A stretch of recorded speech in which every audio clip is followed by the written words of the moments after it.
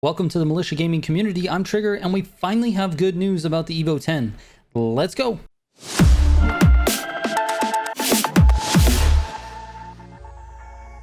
Real quick before I get into the video, I've moved all of my live streams over to kick.com. You can see me there Monday, Wednesday, and Friday at 9 p.m. Central Time. That's 9 p.m. Central, Monday, Wednesday, Friday. Hope to see you there. All right, let's get into the video. The EVO 10 is my favorite of the EVO generations. It has insane customization within Need for Speed Unbound, and it's one of my favorite cars of all time. So you can imagine my disappointment when I experienced it in Need for Speed Heat. It was absolutely terrible as a race car in Heat. Obviously still looked good, but just, you know, sitting still maybe. But because of that, I've been super reluctant to test this car in Unbound. However, recently in one of my live streams, an OG of the channel by the name of Dr. Emo brought a drift build to my attention, and everything changed.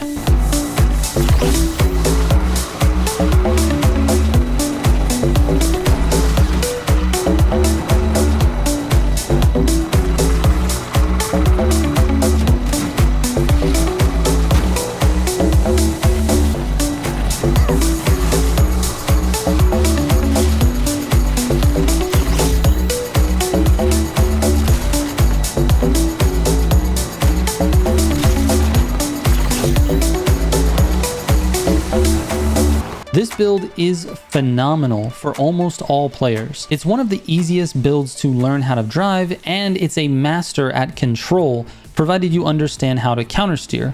A quick one for those of you who don't: countersteering is when you turn right to go left. I'll put it simple. If you're going hard enough left, you'll find yourself turning right. It's when you start turning left, then when your back end swings out, you whip the wheel back to the right to make sure that the car continues the drift as opposed to spinning out or turning in a circle. It's a foundational mechanic of drifting. Anyways, countersteering is super important with this build, and it's because this is an all-wheel drive car. When you are drifting, the back wheels are spinning and are responsible for sliding, and the front wheels are responsible for steering. But when you introduce power to the front wheels, it makes the car go in the direction the wheels are facing a lot faster than usual, which allows you to maintain your drift angle much easier than having to control both your throttle and your steering. In a normal rear-wheel drive setup, the throttle is responsible for steering the car as well. Now this kind of sounds weird, but the more throttle you give, the easier the back end slides and the more the car rotates. But on an all-wheel drive car, the front wheels are also pulling the car in the direction, and so the throttle is less important. Basically, this build allows you to pin the throttle down and just steer the car and not have to worry about throttle control very much. You still do, but not as much as a rear-wheel drive car, which in turn yields much higher scores, especially if you know what you're doing. These are the 3 scores that I just recorded for this video, with 0 warm-up and 0 restarts. And to be honest, I'm not even the best drifter. There are plenty out there who are much better than me. That being said, I have scored higher than this quite a few times on my live streams, so I really feel like you're gonna like this build. Anyways, here it is. The only thing I'd say you should maybe play around with is the steering sensitivity.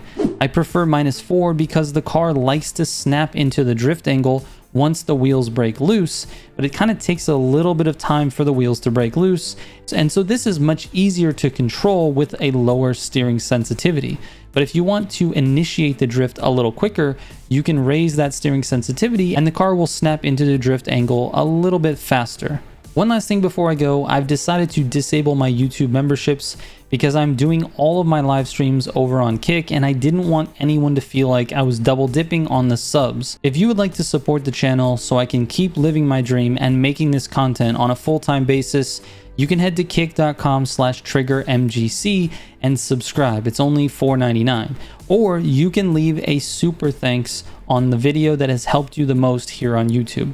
All right. Thank you guys so much for watching. Trigger out.